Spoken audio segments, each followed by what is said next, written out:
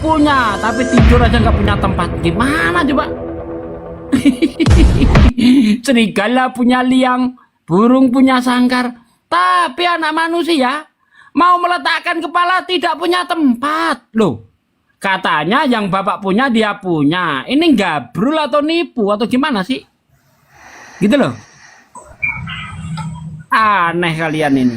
Coba konsisten dong. Kalau dia segala yang dia punya, tentunya nggak seperti itu perbuatannya, toh. Gitu loh. Loh, kenapa Bang Darbu turun lagi? Ya bentar ya. Enggak ada ini ada Apakah Mbak dan share?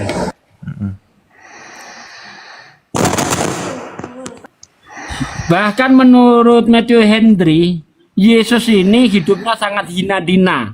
Untuk makan saja perlu belas kasihan orang. Baca itu ketika dia mengomentari Aku jawab, Matius Pak. 8 ayat 20. Aku jawab. Apa itu? Tadi Yang kan mana yang kamu mau bilang dijawab? Yesus itu maling, ya kan? Nah, oke. Sementara Sebelum kan Anda jawab, ada Bu Darni, ayatnya, saya semua- bacakan ayatnya dulu. Aku Dengar, jawab. nanti yang di sini yang saya permasalahkan adalah perintah Yesus. Ya, ingat, perintah Yesus. Di dalam Matius 21 ayat 1 sampai 3, Markus 11 ayat 1 sampai 3, Lukas 19 ayat 29 sampai ayat 33 Anda baca di situ. Ketika Yesus dan para muridnya sampai di Bukit Zaitun di Betfage, di Betania, Yesus menyuruh salah seorang muridnya, "Pergilah kamu ke kampung di depanmu itu. Kamu akan menemukan keledai muda tertambat yang belum pernah ditunggangi orang. Lepaskan, bawa kemari." Ada di situ Yesus merintah izin kepada yang punya? Oke, aku ya menjawab. Ada suaraku, Pak? Ada. Oke. Ini perintah Nah, Yesus yang saya permasalahkan Oke. ya. Lalu baca ayat 3, Pak. Dan jikalau ada orang yang menegur kamu, katakanlah Tuhan memerlukannya. Ia akan Oke. segera mengembalikannya. Jangan menipu kau. Percuma kau ustaz, Oke. kau menipu kau. Pertanyaan Kenapa kau saya, nggak berani baca ayat 3? pertanyaan saya, Bu Darni. Makanya kau letak kau di mana ini? Jangan Jangan kau kesurupan, framing. jangan kesurupan. Kita diskusi Ini milik baik-baik. Tuhan Yesus. Dia berhak mengambil. Kau siapa kau berani kemari kau? Kenapa di Lukas? Penipu kau, pendusta. Kenapa gantian, kau baca gantian, ayat 3? Gantian. Yesus akan disuruh mengembalikannya. Weh, Penipu, gantian. batal. Gantian. Lukas. aku tengok kalian ya. Framing dasar kalian, pelek. framing. Turunin, palek, turun. Nyala kau dari hadapanku. Turun, Kau ustaz. lonte. Penipu kau, penipu. Lonte, turun. Dah, nggak bisa diskusi dia. Udah kejang-kejang duluan. Padahal jelas-jelas di situ dikatakan ya. kejang-kejang. Padahal pergilah kamu ke kampung di depanmu itu. Kamu akan menemukan keledai muda tertambat yang belum pernah ditunggangi orang. Kalau ada orang bertanya, katakan Tuhan membutuhkan. Pertanyaan saya, di mana di situ Yesus merintahkan izin kepada yang punya? Ada ndak? Roh kardusnya masukkan botol dulu kalau mau naik. Maling ya dituhankan, itulah akibatnya. Kesurupan kan kalau dibuktikan maling. Gak percaya. Assalamualaikum warahmatullahi wabarakatuh. Waalaikumsalam warahmatullahi wabarakatuh. Warahmatullahi wabarakatuh. Aduh, tadi lambat naikin aku loh. Tadi aku mau ketemu sama itu toh, sama si Siapa? Sundal satu tadi itu. Aman bang. Udah ada Ustadz Sugi, ada Bang Baal. Bang, naikin lagi bang. Naikin lagi, Ayo. Bang. Kalau memang itu milik Yesus, denger oten-oten. Kenapa? Yang punya itu negor ketika keledainya dilepaskan. Ketika murid-murid itu melepaskan keledai itu, ya, duluan melepaskan atau duluan yang punya mengetahui? Coba saya tanya nih sama kawan-kawan nih, duluan melepaskan atau duluan yang pemilik keledai mengetahui? Ini kesimpulan saya bang ya. Bentar Kesimpulan bang. saya. Kalau duluan melepaskan artinya maling kepergok, ngerti? Ya enggak? Itu murid-murid Yesus sedang maling kepergok itu. Sehingga yang punya itu nanya, "Mengapa kau melepaskan keledai itu?" Itu artinya apa? Maling kepergok. Gimana sih? Betul enggak? Mana nih nggak ada yang pernah? Betul bang, betul. Iya. Kalau sudah ada izin, tidak mungkin yang punya keledai nanya, mengapa kau melepaskan keledai itu? Justru pertanyaan itu membuktikan bahwa para murid dan Yesus belum pernah izin sama yang punya. Nah, begitu melepaskan, yang punya itu tahu, keledaiku dilepasin orang katanya kan. Oh, berarti maling kepergok. Kan selesai kan? Silakan Bang, apa Bang Denny?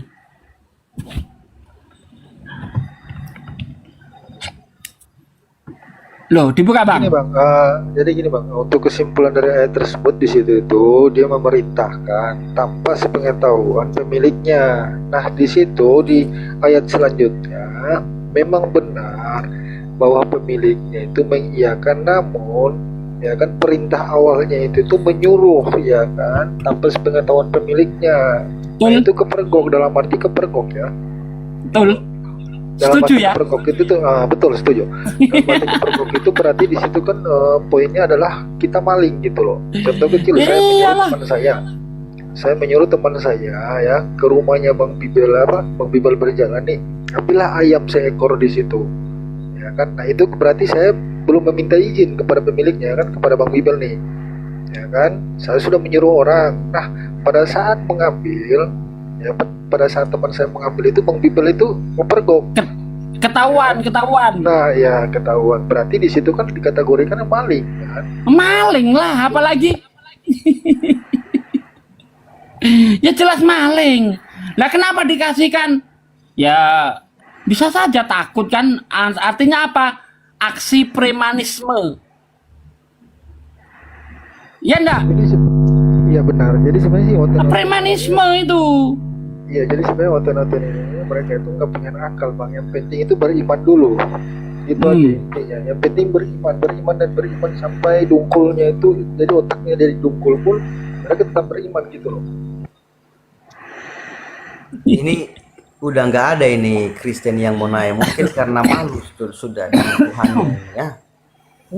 Bang Jul, Yang naik botol semua, koplak semua. Masuk Ya, kasus ya. kayak gitu aja gak paham. naikin tadi itu yang si personal satu tadi, naikin aja dia. Yang Ada nggak ada utang ilmu. dia sama aku sebenarnya itu, ada utang yang belum dijawab. Nanti kalau nggak ada ilmu itu jadi debat kusir nanti.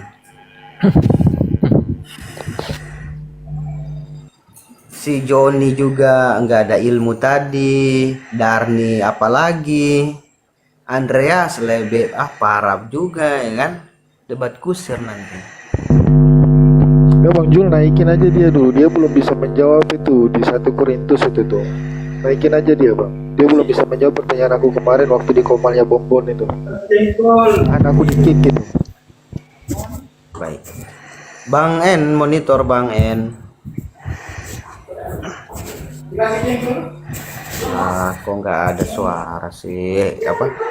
Nyaut sih. Aku ketawa baca yang di bawah. Kenapa itu? Ini ada yang ngorok ini siapa ya? Yang ada yang ngorok ini siapa ya? Ling ngorok ya, Nggak tahu. Ling ya. Gak tahu bang. Kayaknya Ling. Di mute aja, di mute. Udah.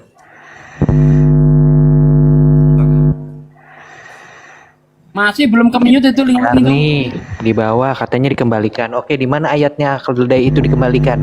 Di mana buktinya keledai itu dikembalikan? Tipu aja. Ling. Di mute aja, di mute.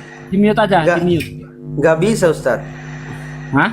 Apa nggak bisa? ya. Kalau nggak diturunin aja, turunin. Iya. Ganggu soalnya. Gini Ini ya, live tadi di itu YouTube loh, live di YouTube loh. Ustadz gini ya, itu kan kategori kalau mengambil sesuatu barang yang tanpa izin orang ini kan mencuri lah istilahnya ya. Maling. Ya apapun nanti istilahnya, tapi itu tetap pencuri. Nanti ketahuan nih kan, biasa ada pencuri yang ketangkap basah gitu kan. Tetapi secara hukum formal hukum ini pasti harus dihukum orang itu yang mencuri. Walaupun semuanya dikembalikan, saya dikembalikan, tapi proses pencuriannya tetap harus dijalankan kan begitu. Tetap hukumnya pencuri gitu kan. Nah, seperti itu ya Ustadz ya. Selanjutnya.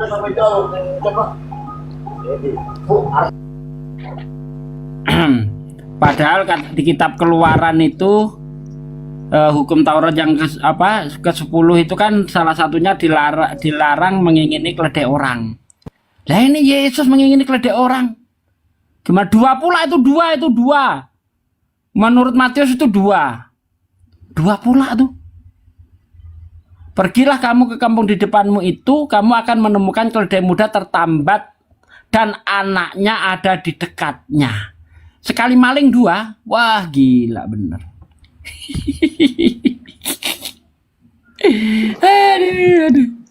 Kalau tadi si Darni menitik beratkan akan dikembalikan, aku cuma tanya satu, di mana ayatnya keledai itu Mana dikembalikan? ayatnya? Ya itu aja, Bang. Di mana ayatnya keledai itu dikembalikan? Darni, naiklah Darni. Nah kalau nggak Buktikan kepada dikembalikan, udah maling, nipu pula. Wah 2 pasal dah kena dah. Iya kan? Udah maling nipu pula. Betul juga sih. Penggelapan barang bukti. Parah ini Satu parah. lagi, Kanda tambah satu pasal lagi Kanda. Itu maling istri-istri orang memberikan kepada itu. Ditambah satu pasal lagi, Bang. Ini memang cerita itu simpang siur. Kalau menurut Yohanes itu nemu di jalan. Nggak ngambil punya orang, nemu di jalan kalau menurut Yohanes. Enggak, bukan gini, Bang. Bang, di dalam hukum kita di Indonesia itu kan pasalnya, kalau pasal maling kan 363. Benar kan? Kalau ngerampok 365. Ya. Ngerampok itu tuh 365. Nah, di situ dia dapat 2 pasal, Bang. Yaitu satu pasal 363 mencuri tanpa sepengetahuan orang.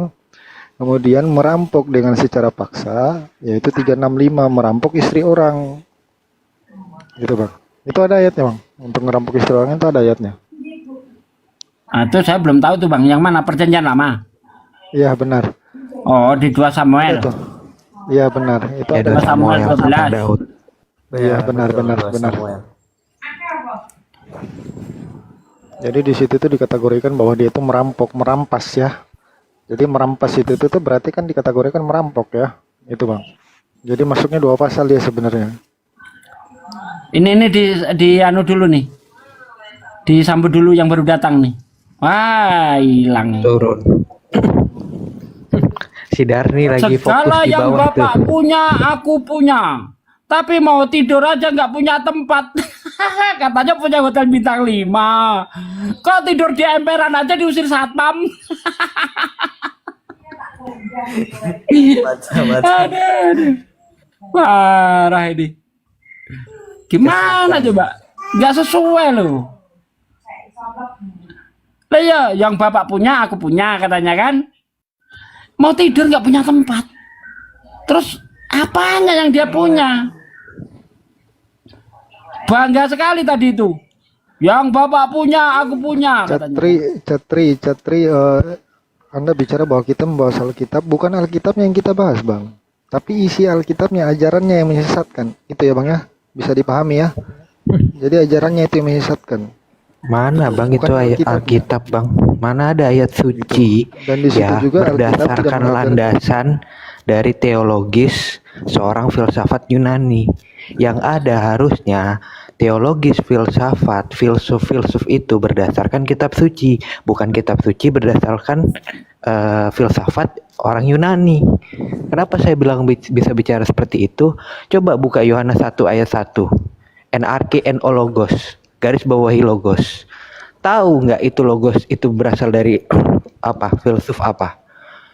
Itu dari Heraklitos yang menyatakan bahwa logos itu bersama-sama dengan Tuhan. Ya kan, itu sebagai sebab akibat. Ketika Tuhan menciptakan sesuatu, akibatnya terjadilah sesuatu. Masa kitab suci berdasarkan filsuf sih? Saya sih kurang meyakini, bukan tidak meyakini, kurang meyakini. Itu benar kitab suci atau bukan? Sedangkan kalau kita lihat di Al-Qur'an ya, Imam Al-Syarastani aja berdasarkan bagaimana dia melihat eksistensi Allah Subhanahu wa taala itu dari Al-Qur'an. Bukan Al-Qur'an mencontoh dari Imam Syarastani.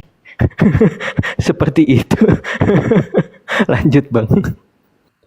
karena saya belum tidur dari tadi malam, saya mau pamit dulu, mau tidur. Pamit semuanya. Assalamualaikum warahmatullahi Ya, wabarakatuh. Ustaz Sugi, Masya Allah, makasih. Ya, Syukron, Ustaz Sugi. Tuh. Bang Julat.